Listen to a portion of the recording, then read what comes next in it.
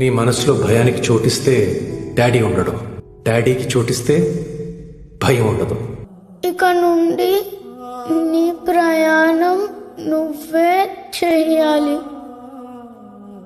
నీ చుట్టూ ఉన్న వాళ్ళ బాధ్యత కూడా నీదే.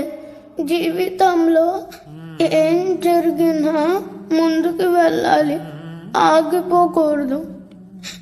నీ భయాన్ని నువ్వు దాటగలిగితే ముఫాసా నీకు ఎప్పుడూ తోడుగా ఉంటాడు.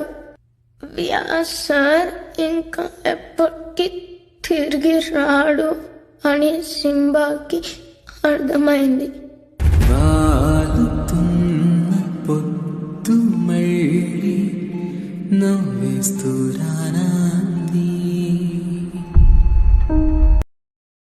Download ShareChat.